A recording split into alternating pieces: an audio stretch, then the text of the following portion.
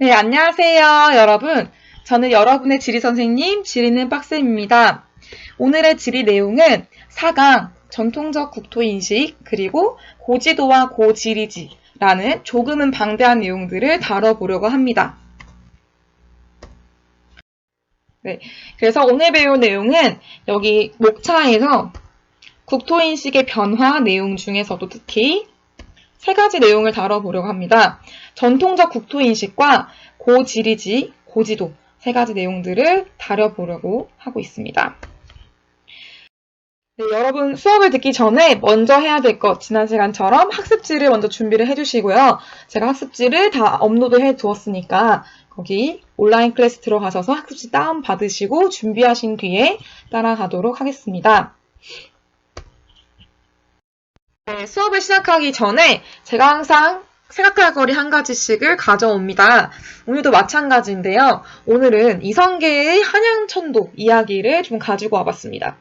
정도전이라고 하는 KBS 드라마에서 이성계 역을 맡았던 유동근 아저씨가 한양이다 라고 하면서 비장하게 외치게 되죠. 그런데 조선을 건국한 이성계는 왜 하필이면 한양으로 천도를 하려고 했을까요? 이것이 오늘의 전통적인 국토관의 핵심 내용이라고 할 수 있는데요. 이성계가 한양을 고집할 수밖에 없었던 이유, 바로 다음 페이지에 나오게 됩니다. 네, 이성계 할아버지가 한양천도를 외칠 수밖에 없었던 이유, 첫 번째, 명당의 입지를 살펴볼 수 있습니다. 명당의 입지는 기본적인 명당의 조건을 이렇게 그림을 그려볼 수가 있어요. 그래서 명당이 있다라고 하면은 제일 위에는 조종산이라고 하는 아주 커다란 산이 있습니다. 이제 아주 요 산세의 기본이 되는 할아버지 산이라고 할 수 있죠. 이 조종산으로부터 주산이라고 하는 산이 내려와요. 기운이 쭉 내려오는 거죠. 이 주산의 기운이 모이는 곳이 바로 아래 혈이라고 할 수 있겠고요. 요 혈 바로 아래에 있는 것이 바로 명당이 됩니다. 그런데 이 명당이 좀 살기 좋은 곳이 의미잖아요. 이 명당이 살기 좋은 곳이 되려면은 혈만 있어서는 안 되고 주변으로 내백호, 외백호, 내청룡, 외청룡 하는 좌백호, 우청룡 하는 여러 개의 산세들이 쭉 명당을 감싸주는 형태, 감싸주는 형태로 쭉 펼쳐져 있는 것이 가장 유리합니다. 또한 명당 안에는 이런 식으로 강이 쭉 흐르면서 명당의 곳곳에 물을 제공해주는 이런 강이 흐르는 모습이 굉장히 또 중요해요. 그리고 이 물은 그냥 흘러가면 안 되고 이런 식으로 내수구라고 적혀있는 여기처럼 굉장히 작은 틈으로만 나가는 것이 제일 좋다라고 표현을 합니다. 그래서 나머지 산세로 쭉 쌓여져 있고 그 사이에 강이 흐르는 이런 지역들, 그래서 산으로 쌓여있는데 강도 있어서 물도 구하기 쉬운 곳, 좋은 곳, 요것을 우리가 명당이라고 얘기를 하죠. 그렇다면은 이제 이성계 아저씨가 선택했었던 서울의 명당 입지, 과연 명당과 비슷한지 비교해 보도록 할게요. 네, 서울의 풍수지리를 보여주는 지도인데요. 잘 보시면 서울이라고 하는 우리가 잘 알고 있는 경복궁을 둘러싼 서울 사대문 안쪽에 있는 서울은 다 여기 안에 들어가 있어요. 그래서 명당이라고 부르는 요 안에 들어가 있고 위쪽으로 주산인, 주산 역할을 할 수 있는 북한산이 북쪽에 위치하고 있고요. 서쪽으로는 인왕산, 그 다음에 동쪽으로는 응봉 이렇게 되어 있고, 그다음 남쪽으로는 낙산, 남산, 관악산 이런 것들이 위치하면서 서울을 쭉 감싸주는 형태를 보여주고 있다. 또 심지어는 서울의 중간중간을 이런 식으로 지금 물이 흘러내리면서 서울의 어떤 용수를 공급해주는 역할도 하고 있다. 그래서 서울은 하나의 명당이다라는 것을 확인할 수가 있습니다. 이래서 사실은 이성계 아저씨가 한양천도를 그렇게 외칠 수밖에 없었던 거예요. 그런데 우리 일반 서민들 같은 경우에도 사실 경복궁, 한양 이렇게 서울처럼 모두가 좋아 보이는 입지를 모두 살 수는 없었겠죠. 그래서 일반적인 사람들 같은 경우에는 과거의 전통적인 국토인식 중에 가장 중요한 단어 바로 여기 나와 있죠. 배산임수 조건을 따져보았습니다. 배산임수라는 말을 풀어보자면 이렇게 풀어볼 수 있습니다. 산을 등지고, 등 배자거든요. 산을 등지고 있고, 임하고 있다, 붙어 있다, 물을 내려다본다, 물과 가까이 붙어 있다 라는 의미가 되는데요. 얘를 그림으로 표현해보자면 이렇게 그려볼 수 있겠죠. 제가 직접 그린 그림입니다. 네, PPT로 열심히 그라데이션 주면서 그림을 그려봤고요. 지금 산이 이렇게 있어요. 산에 등지고 있어야 되는데 물이 앞에 있어야 돼. 그러면 물이 이렇게 앞으로 흘러가겠죠? 그러면 집은 어디에 있어야 될까요? 집은 산을 등지고 있으면서도 물은 내려다보는 입지여야 되기 때문에 산 앞에 그리고 물 안쪽에 이쪽에 위치하는 것이 가장 유리하겠죠.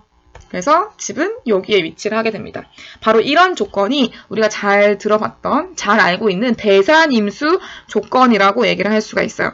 여러분 가지고 있는 학습지에 지금 배산임수 칠학입지를 채워주시면 되겠습니다. 그런데 배산임수 조건의 그 장점들이 사실은 과거에는 이거 그냥 이제 그런 미신 같은 거 아니야? 라는 얘기를 했었는데 사실 지금에 돌아와서 봤을 때 굉장히 과학적인 근거를 가지고 있다라는 것들이 최근에는 많이 대두가 되고 있어요. 다 프린트에 정리가 되어 있는데 장점으로 첫 번째 일단 보시면은 과거에 주 연료였던 뭐를 구할 수 있었을까요? 바로 뒤에 산이 있으니까 과거에는 석유, 석탄 이런 거 쓰지 않았죠? 뭘 썼어요? 과거에는 주로 그쵸. 과거에는 다 주로 나무를 해와서 나무에 불을 붙여서 불을 냈기 때문에 에너지를 얻었기 때문에 과거 주 연료였던 땔감을 산에서 구할 수 있다는 장점 첫 번째 있었고요. 두 번째로는 하천 근처에 있긴 하지만 하천보다는 약간 경사가 있는 곳입니다. 그렇다 보니까 이제 하천에 물이 막 여기까지 넘어오진 않아요. 하천의 침수 위험에서는 약간 벗어나 있다. 범람 피해 가능성은 낮다라는 특징이 있겠고요. 다음 세 번째로는 물과 가까이 있으니까 어때요? 이 물을 그대로 가지고 와서 여기서 내가 논농사, 밭농사를 짓기에 굉장히 유리하겠죠. 그래서 생활용수 획득이 또 용이하다라는 장점이 있을 수 있습니다. 또 하천 주변이라면 농경지도 많다는 장점 역시 가져갈 수 있겠죠. 그렇다면은 입지 특성을 보시면은 요 일사량이 풍부한 산지에 어디에 입지하고 있는가? 요거는 다음 지형도를 보면서 얘기를 해보도록 할게요. 그렇다면은 방금까지 봤던 배산임수 조건이 과연 지형도에서는 어떻게 표현되는지 같이 살펴보도록 하겠습니다. 이제 지형도를 보시면요. 이런 지형도 여러분 한국지를 공부할 때 너무너무 자주 볼 수밖에 없는 지형도예요. 그래서 보시면 지금 이런 식으로 굉장히 꼬불꼬불한 곡선들이 쭉 이어져 있는 것을 확인할 수가 있죠. 이 곡선의 이름은 무엇이냐? 이 곡선은 같은 고도를 이은 선이에요. 그래서 같을 등자, 그 다음에 고도할 때 고자, 그리고 선, 그걸 이었다, 선. 등고선이라고 표현하는데 이 등고선들이 쭉 이렇게 많이 이어져 있다는 것은 뭐를 의미하냐? 점점 위로 올라갈수록 지금 경사가 있다는 거죠. 더 높아진다는 거죠. 점점 이렇게 높아지는 곳이다. 그럼 올라가면 올라갈수록 점점 높아지고 경사가 막 이렇게 있어. 이건 뭐예요? 쉽게 설명하면은 그렇죠? 산이 됩니다. 산. 그래서 이게 산이 이렇게 펼쳐져 있고요. 산 바로 아래쪽에 보시면 이렇게 지금 네모 점점점점들이 펼쳐져 있는 것을 확인할 수가 있습니다. 이건 뭘 의미할까요? 이 친구들은 바로 그렇습니다, 여러분. 굉장히 유추 능력이 좋으네요. 이런 것들은 다 집들이에요. 집을 이렇게 표현합니다. 그 다음 아래쪽에 병천천은 잘 알아볼 수 있겠죠. 그래서 이런 식으로 지금 우리가 지형도를 이해해 볼 수 있는 게 되게 중요하다. 그래서 제가 지금 그려놓은 그림들은 실제 문제에서는 나오지 않겠죠. 여러분 지금 제일 첫 번째로 봤던 지형도의 하얀 모습, 그 모습 그대로 시험 문제에서는 나올 경우가 많습니다. 그래서 이 지형도 보는 방법 잘 체크해 두시고요. 잠깐 한 가지만 더 정리하고 갈게요. 나온 김에. 이렇게 지금 띵띵띵 요런 표시로 되어 있는 거 요거 뭐를 의미하는 거냐? 얘는 논입니다. 논. 그래서 논농사를 지을 때 요런 표시. 요 지역은 다 지금 논이죠. 논. 밭 아니고 논이죠. 논. 다 논농사를 짓는 곳이구나. 주로 벼농사를 짓고 있구나. 논에서는 주로 벼를 재배하니까 이렇게 파악할 수가 있겠습니다. 지금까지 풍수라는 것에 대해서 좀 정리를 해봤는데요. 아직 학습지에 빈칸을 채우지 않은 부분들이 있어서 같이 정리하고 가도록 할게요.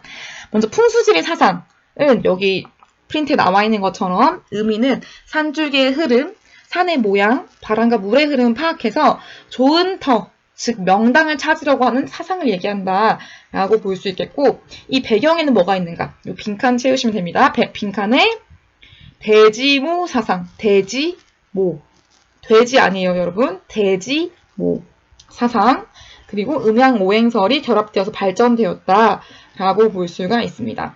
그리고 개념풀이에 보시면은 장풍두스의 줄임말 풍수, 이거요 풍수. 그 다음에 두 번째 빈칸이 바로 대지모 사상, 땅이 곧 어머니라는 사상을 빈칸을 채워주시면 되겠습니다.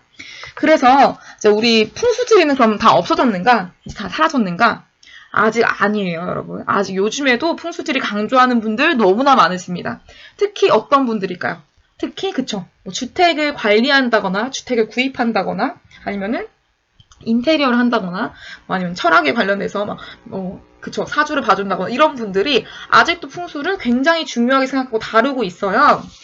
이건 이제 참고로 그냥 보도록 할게요. 풍수에서 금기시한 주택 조건들이 많이 있습니다. 제가 여러 개 정리를 해왔는데, 먼저 주택 주위에 높은 건물이나 나무가 있으면 해롭다, 안 좋다. 왜냐면 태양이 빛이 잘 안 들어오니까. 두 번째, 삼각형 대지나 주택은 나쁘다, 화의 기운이 있다, 삼각형 대지는 이렇게 얘기를 하고요. 그다음 세 번째, 망해 나간 집은 좋지 않다, 이런 말은 많이 하죠. 그다음 네 번째로, 아파트 고층은 별로 좋지 않다. 이거는 정확한 과학적 근거는 모르겠지만 고층에 사는 건 좋지 않다. 사람이란 자고로 뭐 땅과 가까이 살아야 된다, 이런 얘기를 많이 하시죠. 다섯 번째로, 두 집을 담을 터가지고 한 집으로 사용하게 되면은 좋지 않다. 이렇게 별로 좋은 그런 현상은 아니다. 그다음 6번은 상당히 과학적인 건데, 서북풍은 나쁜 기운을 몰고 온다 라고 합니다. 서북풍, 다른 말로 바꾸면 지금 우리나라에 오는 북서계절풍, 북서풍이라고도 할 수 있겠죠. 북서풍은 뭘 가져오나요, 우리?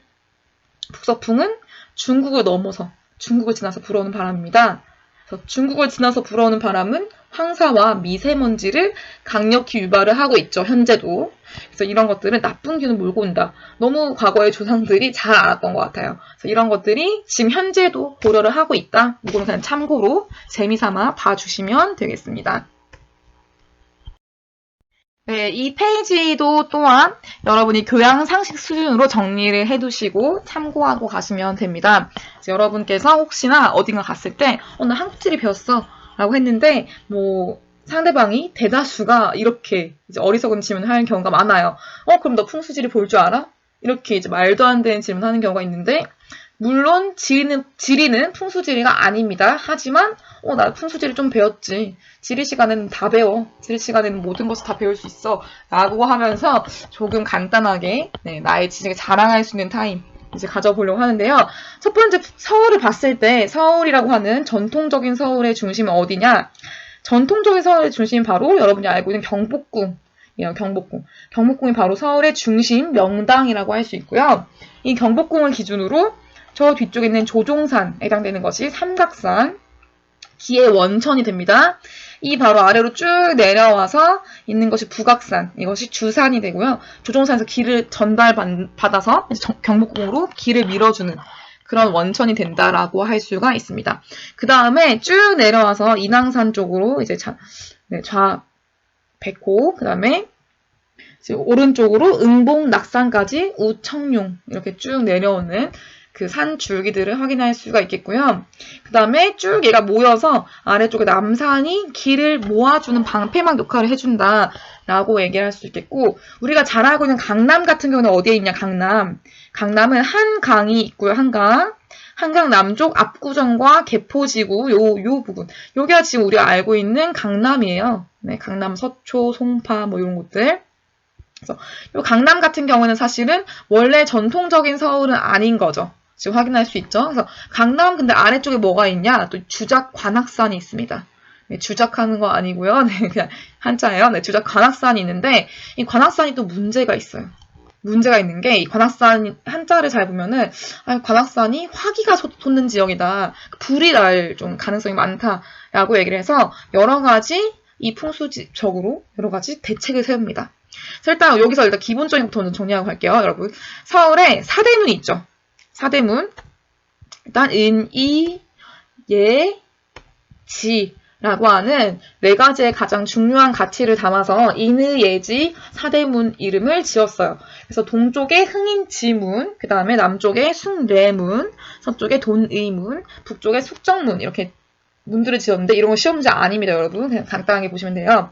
근데 여기서 좀 주의 깊게 봐야 될 것이 흥인지문이라는 거, 흥인지 이게 뭐냐면 요 동쪽에 좀 산이 약해요. 그래서 이 약한 산세를 보완하고자 이런 식으로 어조사 지자를 써가지고 약간 한자적으로 높게 산을 좀 높게 보여지게 하는 거예요. 그래서 이런 것들을 뭐라고 하냐면 풍수가 좀 별로 좋지 않을 때 이 다른 어떤 한자 단어라든지 이름을 바꿔가지고 이름에 좀 도와주는 것들 이런 것을 비보라고 합니다. 네, 슬픈 소식 아니고요. 그냥 비보.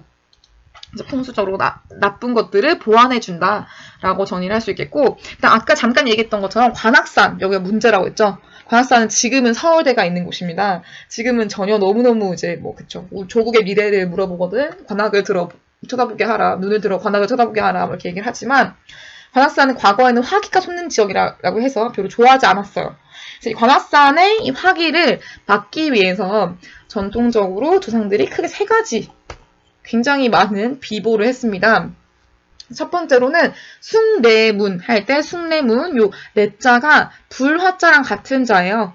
그래서 이 숭례문의 레자를 불화자와 같은 한자를 쓰면서 관악산의 화기를 한번 막아준다. 여기서 남산에서 막아준다. 라고 얘기를 했고요. 두 번째로는 이 경복궁 근처 가면은 광화문 근처 가면 해태상 서 있는 거 알고 있죠, 여러분? 해태상을 여러 군데 다 설치해놨어요. 숭례문에도 설치해놓고 이제 경복궁 설치해놓고 했는데 해태상이 사실은 굉장히 전설의 그런 동물이죠. 그래서 이 해태가 또 불을 막아준다.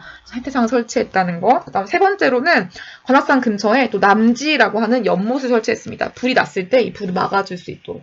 그래서 이런 것들을 설치했던 것이 어떤 풍수지리의 비보였다라는 것.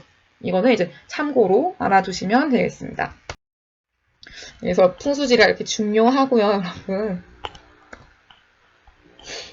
네, 여러분 여기까지 우리가 전통적 국토 인식 중에서도 특히나 풍수지리 사상과 그 다음에 명당 찾기에 대해서 정리를 해보았는데 사실 이런 것들을 정리한 이유는 바로 이 단원의 제목이 국토와 국토 인식이기 때문입니다.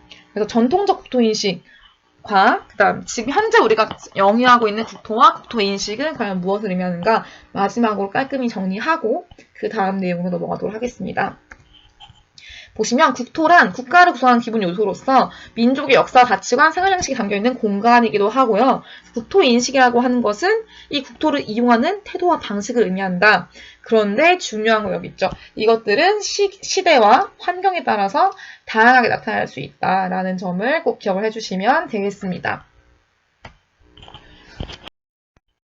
네, 이제 새로운 내용으로 넘어와서 조선시대 고지도에 대해서 좀 정리를 해보려고 합니다.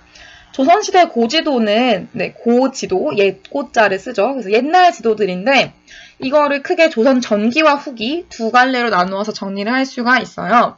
이 두 갈래로 나누어서 항목들을 나눕니다. 제작 주체, 누가 제작을 했는가, 그 다음 제작 목적, 왜 제작을 했는가, 그리고 대표 지도, 이 대표 지도들은 어떤 것들이 있는지 이 세 가지는 반드시 여러분 기억을 하셔야 되고요. 숙지를 할 필요가 있습니다. 별로 어렵진 않아요. 지금 정리하는 것들 잘 들으시면 여러분 충분히 따라올 수 있습니다. 첫 번째, 조선 전기 같은 경우에는 조선 이제 만들어졌어요. 국가가 새로 만들어지고 나서 이성계가 막 천도도 했죠. 한양으로. 천도를 하고 나니까 막 이제 그 원래 권문세족들, 원래 이제 했었던 사람들이 막 반발을 하는 거예요. 그럼 어떻게? 이제 국가를 기틀을 잡아 나가야겠죠. 기틀을 잡아 나가기 위해서 제작을 했습니다. 누가? 바로 국가죠, 국가. 국가가 우리 좀 국가의 힘을 좀 강력하게 발휘를 해야겠다. 그러려면은 우리나라가 어떻게 생겼는지 어디가 어떻게 어떤 특산물을 가지고 있고 얼마만큼의 면적을 가지고 있고 얼마만큼의 사람을 가지고 있는지 얼마만큼 활용할 수 있을지를 분석을 해야겠죠. 그것의 기본이 지도 만들기였던 거예요. 그래서 국가가 먼저 만들었고요. 제작 목적은 그래서 행정적, 군사적으로 정보를 수집하려고 하는 것이었어요. 그래서 행정적으로 행정을 어떻게 더 잘할 수 있을 것인가, 또는 군사적으로 얼마나 많은 사람들을 군인으로 모집할 수 있을 것인가, 이런 것들이 주된 목적이었던 거예요. 그래서 주된 목적은 효율적인 통치였다. 라고 얘기를 할 수가 있겠고요. 조금 이제 불순한 의도긴 합니다만, 네, 국가가 만들었으니까 어쩔 수 없죠. 그래서 이때 만들어졌던 지도들이 바로 팔도 지도라고 하는 이회라는 사람이 만든 지도가 있고요. 그다음 동국 지도, 그다음 조선 방역 지도 등이 있습니다. 팔도 지도는 자주 나오지 않는데 동국 지도, 조선 방역 지도는 좀 잘 나오고요. 동국 지도가 사실은 조선 후기도 또 있어요. 근데 여기는 정척, 양성지 두 명이 만들었던 게 조선 전기였고 정상기라고 하는 이 사람 좀 중요하거든요. 이 사람이 만들었던 것은 후기였다라고 보시면 되겠습니다. 바로 넘어갈게요. 끝났어요. 조선 후기는 누가 만들었을까? 그러면 조선이 이제 기틀이 다 다져졌어. 조선이라는 국가는 충분히 이제 힘이 생겼어요. 그러면 후기에는 주로 제작하는 주체가 국가가 아닌 개인입니다. 개인. 개인적으로 내가 관심이 많아요. 이런 것들에. 이런 경우에 내가 사적인 지도를 제작을 하는 거죠. 근데 이 당시에 심지어는 또 실학 사상이 막 이렇게 등장하면서 실학의 영향으로 조금 더 과학적이고 정교한 지도가 만들어졌다라는 것이 포인트가 됩니다. 그래서 지금 현재 비춰봤을 때도 상당히 퀄리티가 있는 지도들이 만들어졌던 시기가 바로 후기다라고 할 수가 있겠고요. 이때 중요한 거, 중요한 사람 보고 갈게요. 동국지도, 정상기라는 사람 만들었던 동국지도도 있지만 가장 중요한 사람 바로 우리나라의 지도의 아버지 김정호 씨죠. 김정호 씨가 만든 대동여 지도는 너무너무 중요합니다, 여러분. 이 대동여 지도는 제가 뭐 얼만큼 더 강조해야 될지 모르겠어요. 앞으로 한 3-4번 더 얘기를 할 겁니다. 그래서 이거 너무너무 중요한 지도고 제가 개인적으로 김정호라는 한 사람이 실학사상 영향을 받아서 과학적 정교한 지도를 만들어냈던 것이 대동여 지도이다 라고 정리하고 넘어갈게요. 그래서 이제부터는 조선시대 주요 고지도들에 대해서 정리를 해보려고 합니다. 제가 시대적인 흐름에 따라서 정리를 좀 해보았고요. 조선 전기와 중기와 후기로 나누어지고요.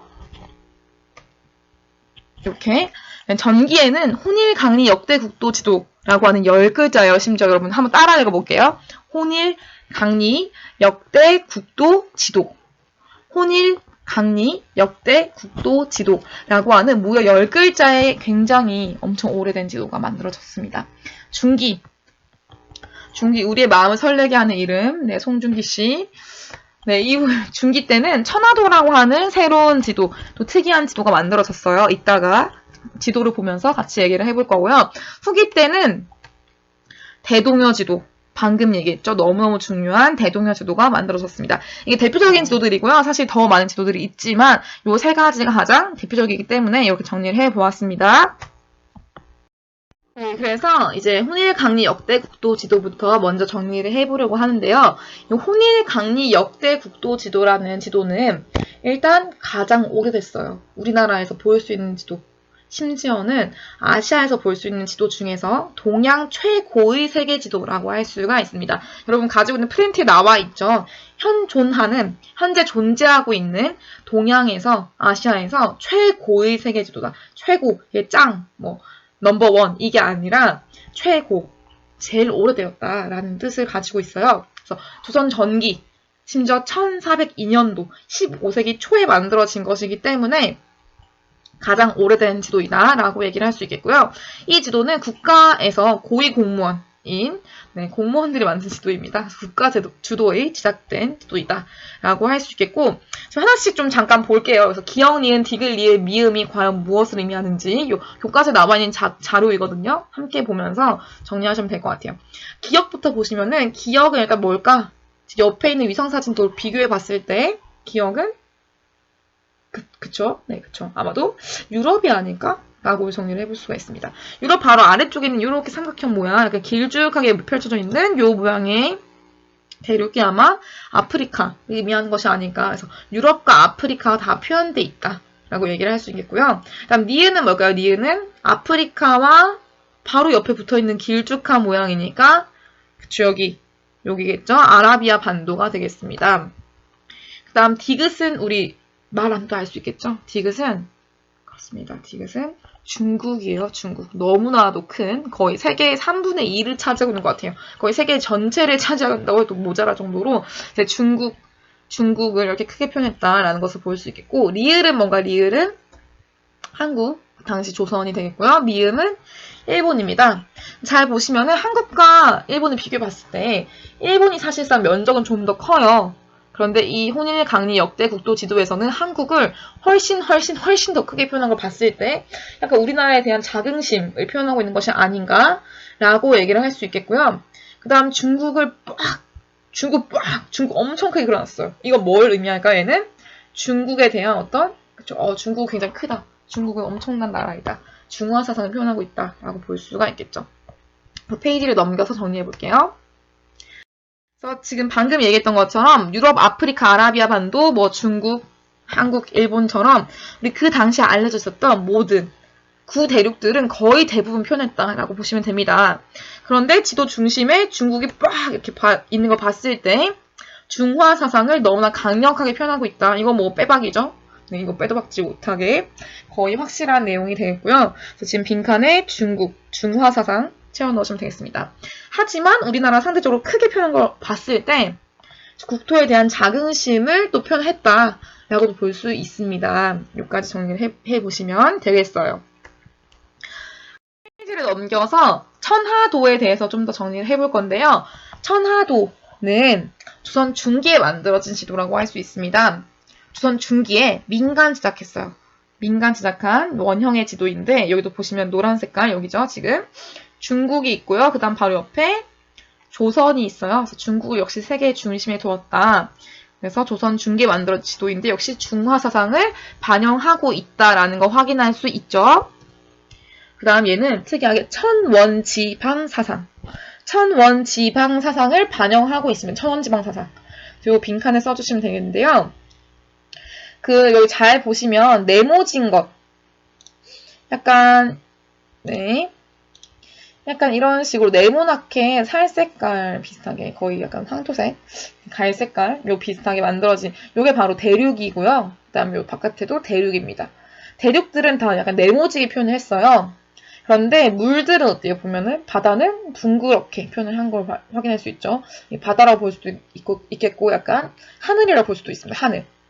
그래서 요 바깥쪽 요 둥근 원은 하늘이겠죠. 그래서 땅은 네모지지만 하늘은 둥그렇다. 하늘은 둥그렇고 천원, 땅은 네모나다. 지방. 그래서 천원 지방 사상이라고 얘기를 하고요. 무려 이 천하도가 이렇게 보이지만 얘는 무려 세계지도입니다. 네, 관념적인 세계지도라고 표현을 해요. 관념적 뭐냐면 그냥 인간의 머릿속에 있는 그런 생각을 표현한 세계지도다라는 거죠. 실제 세계를 담은 것은 아니지만 네, 관념적인 세계지도다라고 표현합니다. 그 이유가 뭐냐면 천하도에는 여러 개의 나라들이 있었는데 관념적이라고 할 수밖에 없는 것이 이건 참고로 알아두시면 돼요, 여러분. 여인국이라는 나라가 있어요. 여인국. 여인국 뭐 하는 나라일 것 같아요? 딱 봐도 여인국? 여인들만 사는 나라들이었습니다. 네, 맞고요. 두 번째로 일목국이라는 나라가 있어요. 일목국. 일목국. 이건 뭐 하는 나라였을까요? 네, 일목국은 한일자고요. 눈목자예요. 그러니까 한일. 하나의 눈밖에 없는 사람들이 살고 있는 나라예요. 그러니까 이런 식으로. 그림은 잘 못 그리겠지만 지금. 네, 이런 식으로 눈이 하나밖에 없는 사람들이 사는 일목국도 있었다라는 걸 봤을 때 이게 실제로 이런 나라들이 있을까요, 여러분? 이런 나라는 사실 실제로는 없겠죠. 하지만 관념적으로는 있을 수 있다라고 판단을 한 겁니다. 생각한 겁니다, 그때는. 그래서 관념적인 세계지도이다라고 하는 것이 천하도의 포인트이다. 포인트 잘 알아두시면 되겠습니다. 천원지방사상과 함께 잘 알아두시면 되겠습니다. 네, 여러분, 지도 중에서 가장 중요한 지도, 마지막 지도입니다. 마지막 지도 제가 굉장히 강조하고, 강조했었죠? 바로 대동여 지도가 되는데요. 대동여 지도는 지금 여기 말고도 여러 번 더 계속 나올 거고요. 거의 매년 나온다고 보시면 됩니다. 제일 중요해요. 네, 제일 중요한 내용 중에 하나입니다. 보시면은, 대동여 지도 이제 봤을 때, 이제 뭐 지도를 보기 전에 간단한 내용부터 먼저 정리하고 가도록 할게요. 첫 번째, 조선 후기에 김정호라는 사람이 만들었다. 김정호 아까 얘기했죠? 지도의 아버지, 우리나라 지도의 아버지다. 이런 사람이 만든 지도가 대동여 지도인데, 무려 대축척 지도라고 할 수 있어요. 대축척 지도. 여기서 말한 축척은 뭐냐면 자를 의미하는 자.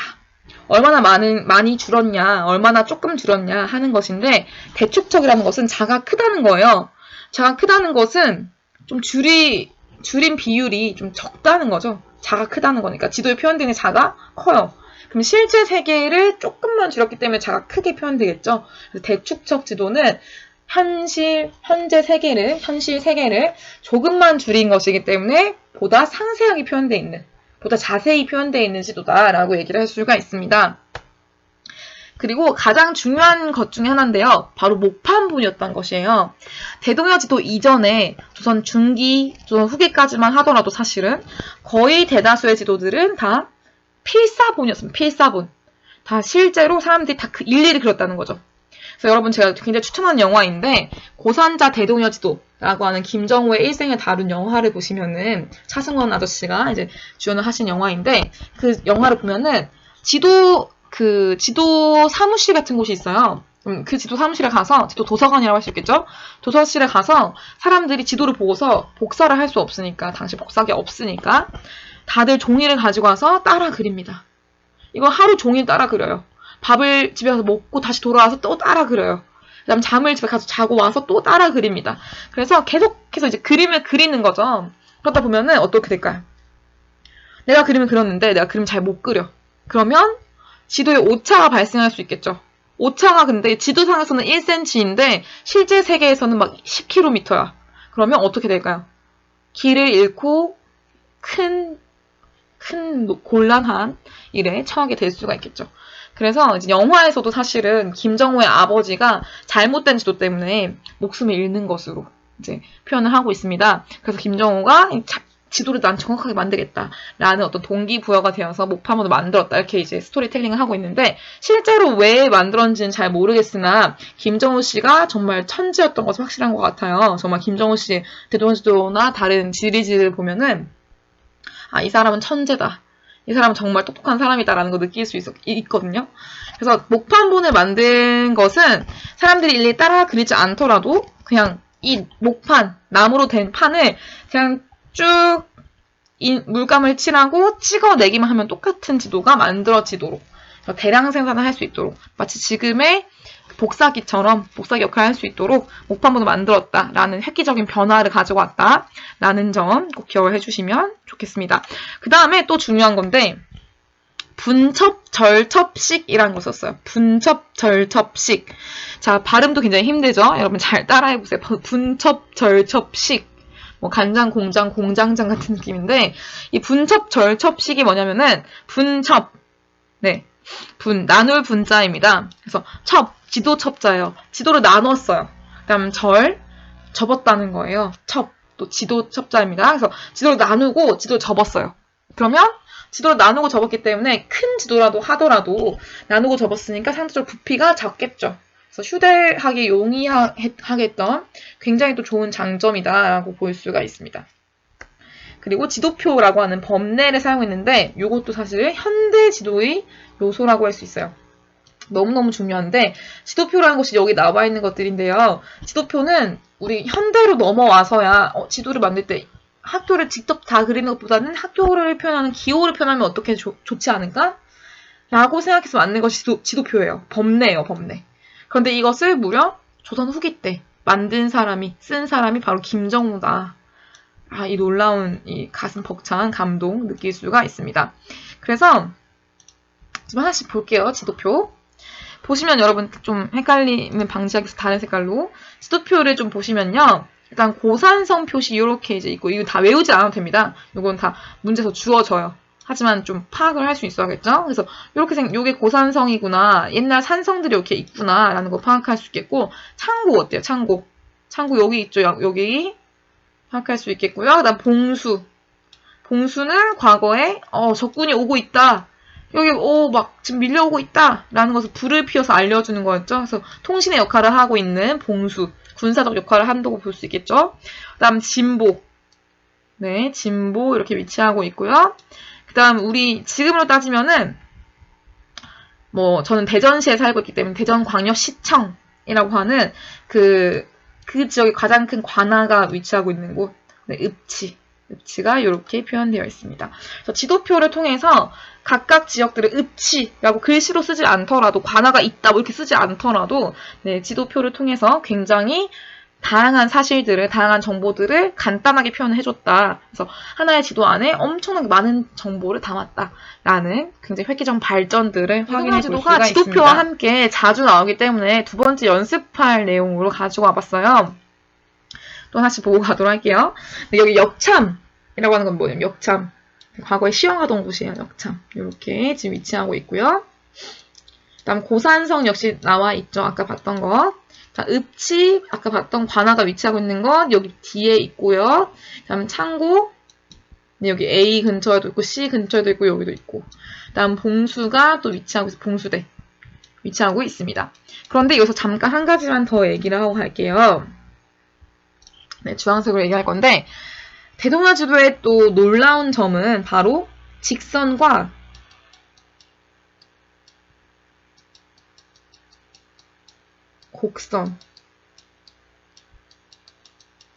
곡선을 나누어서 표현했는데, 네, 또 곡선을 한 줄 곡선과, 네, 한 줄 곡선과 두 줄 곡선 나눠서 표현했다는 점입니다. 자, 이게 굉장히 중요한 지점인데, 네, 일단 간단하게 보도록 할게요. 다음번에 한 번 더 정리할 기회가 있을 것 같긴 해요. 네, 그래서 직선을 보시면요. 직선은 바로 도로를 의미합니다. 도로. 그래서 지금 도로가 이렇게 쭉 펼쳐져 있는 요게 지금 다 도로예요. 근데 도로를 잘 보시면은 도로 사이사이에 뭔가 이상한 게 있는 거 확인할 수 있어요. 여기서 띵, 띵, 띵, 띵 이렇게 끊어놓은 거 확인할 수 있죠. 요게 또 김정우 씨가 머리가 너무 좋구나 라는 거 파악할 수 있는 지점 중에 하나인데 요 띵, 띵 요 두 개의 지점 사이가 어느 정도의 거리인가 요게 바로 십리입니다. 십리. 우리 아리랑 보면은 십리도 못 가서 발병 난다 라고 하고 부르죠. 그게 십리가 상징적 의미였던 것 같아요. 그래서 십리가 바로 방점과 방점 사이의 거리를 의미한다 라고 볼 수 있겠고요. 요 십리를 이 하나의 점, 요 하나의 점을 뭐라고 하냐면 방점이라고 합니다. 방점. 방점을 이용해서 정리를 했다. 요 지점이 굉장히 중요한 지점입니다. 요거 잘 체크를 해주시면 좋겠고요. 난 곡선 한 줄은 하천, 두 줄도 하천인데 두 줄은 배가 다닐 수 있는 하천이에요. 요거 참고 정리해 두시고요. 다음번에 제가 대동여지도 한 번 더 정리할 때 다시 한번 얘기를 해보도록 할게요. 대동여지도 이제 영화를 꼭 보는 걸 전 추천합니다. 고산자 대동여 지도라는 영화인데 지도가 필요한 백성들이 언제든 쓰게 할 일념을 만든 지도입니다. 그래서 굉장히 또 김정우 씨의 일생을 굉장히 감동적으로 스토리텔링을 하고 있어요. 그래서 이런 식으로 목판본 만든 거 지금 확인할 수 있겠고요. 너무 예쁘죠? 빛과 함께 빛나고 있는 목판본의 모습을 볼 수 있겠고요. 실제로 지금도 남아 있습니다. 그래서 지금도 보물 1581호로 소장이 되고 있고요. 국립중앙박물관에 지금 현재 보관되고 있다. 그래서 여기 지금 얼마나 많이 찍었으면 검정색으로 변한 것을 확인할 수 있죠.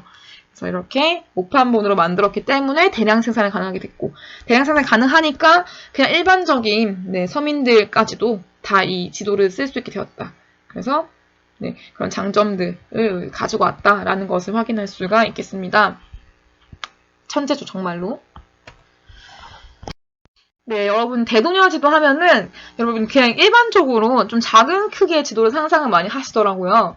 그 상상, 잘못된 상상, 잘못된 오개념을 바로잡고자 제가 이 사진 두 장을 넣어봤습니다. 제가 기사 사진들을 온갖 기사 사진 다 뒤지면서 열심히 찾은 사진인데요.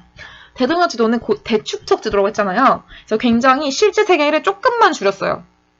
다른 지도들에 비해서 조금만 줄였기 때문에 굉장히 실제 세계가 크게 자세히 표현되었다라고 할 수 있겠고 그래서 전국의 지도를 다 모아보면 이런 식입니다. 이렇게 큽니다, 여러분. 이렇게 굉장히 큰 지도다라고 볼 수가 있어요. 그래서 이게 그냥 하나의 책자 크기예요, 이게. 그래서 전체 전국 지도를 이렇게 쭉쭉쭉쭉쭉 이렇게 나눠서 분첩했죠. 분첩하고서 이제 띵띵띵띵띵 해서 접는 거예요. 절첩이죠. 그래서 분첩, 절첩을 해서 이렇게 만든 것이 하나의 책자가 되는 거죠. 이거를 쭉 이어 붙이면 전국의 지도가 된다. 라고 할 수 있겠고, 이게 무려 몇 장이냐? 이 남북의 층이 22층이에요. 22개의 층으로 이루어져 있습니다. 그래서 굉장한 지도다. 정말 이거는 뭐, 네, 혼자 만들었다고 하기가 말이 안 된다 싶을 정도로, 네, 너무 천재가 아닌가? 그래서, 네, 너무나 대단한 지도다라는 걸 확인할 수 있겠고요. 옛날에 한번 이게 전시를 했었는데, 한 명 아저씨가 거의 뭐, 2m 조금 안 되시겠죠? 근데 이 정도로 굉장히 크다라는 것을 지금 확인해 볼 수가 있겠습니다. 네, 마지막 내용이에요. 조선시대 고지리지 내용인데요. 네, 오늘 좀 길게 달려왔는데 실제로 올릴 때에는 제가 조금 잘라서 절반씩 올리도록 하겠습니다. 조선시대 고지리지는 일단 고지리지 하면 이제 아이들이 웃긴 하는데 네, 지리지 내용은 크게 두 가지로 얘기할 수 있어요. 일단 가장 중요한 것, 아까 고지도 얘기했던 것처럼 조선 전기와 조선 후기로 나눠서 정리할 수가 있는데 그걸 먼저 우리가 이제 사례 위주로 보고 정리하고 마치려고 합니다. 가와 나를 잘 보시면은 조금 서술 방식이 많이 다르다라는 걸 느낌적으로 여러분 직감적으로 느낄 수 있을 겁니다. 가를 먼저 읽어볼게요. 제가 건치연혁 본래 신라의 예수도이다. 뭐 풍속, 형승, 토산 이렇게 지금 땅땅땅 뭔가 항목별로 땅땅땅 끊어서 표현하고 있는 걸 확인할 수 있겠고요. 항목별로 정리를 해놓는 걸 보일 수 있어요. 근데 나를 좀 읽어볼게요. 나를 보시면요. 원주는 감사가 다스리던 곳인데 서쪽으로 250리 거리에 한양이 있다. 동쪽은 고개와 산 기슭으로 이어졌고 두매에 가깝기 때문에 난리가 나도 숨어 피하기 쉽고 서울과 가까워 세상이 평안하면 벼슬길에 나가기가 쉽기 때문에 한양 사대부들이 이곳에 살기를 즐긴다. 라고 해서 그 스토리텔링 식으로 지금 풀어서 얘기를 하고 있죠. 약간 형식이 완전 다른 것을 확인할 수 있는데 바로 왼쪽에 있는 가와 같은 방식이 신증 동국 여지승남이라고 해서 조선 전기의 사용 방식이라고 볼 수 있겠고요. 나와 같은 방식이 택리지라고 하는 대표적인 후기의 지리지라고 할 수가 있습니다. 그렇다면 이것도 이제 정리를 해볼게요.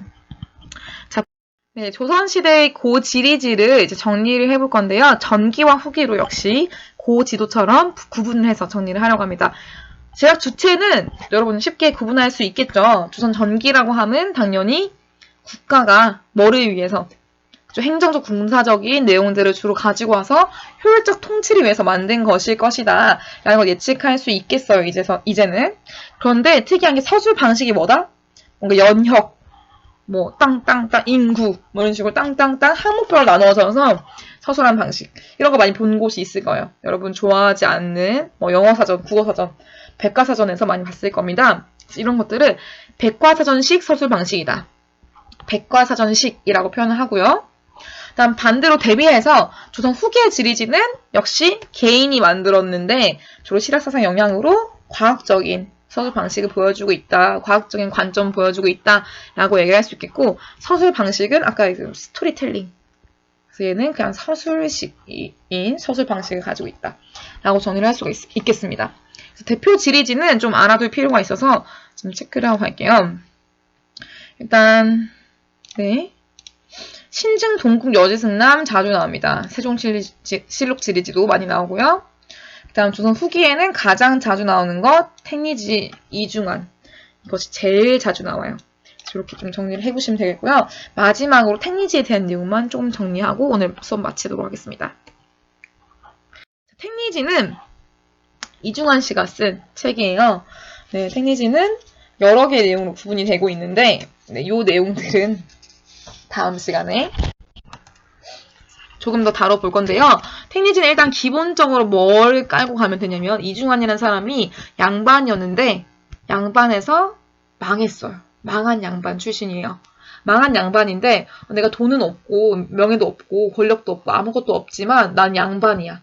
그런데 내가 살만한 곳이 어딜까? 를 알고 싶다. 전국을 돌아다니면서 여기는 어떻고 여기는 저렇고 여기는 어떻고 이런 것들을 쭉 쓴 것이 택리지가 됩니다. 그래서 이 택리지는 다음 시간에 조금 더 자세히 다뤄보도록 하겠고요. 이 내용은 to be continued로 남겨두고서 오늘 수업은 여기까지 하도록 할게요. 여러분 오늘도 정말 너무너무 수고가 많았는데요. 이제 곧 아마 대면 계약을 할 수 있지 않을까 싶은 시기가 되어가고 있는데 we can do this. 우리는 지금 이 시기를 잘 이겨나갈 수 있을 겁니다.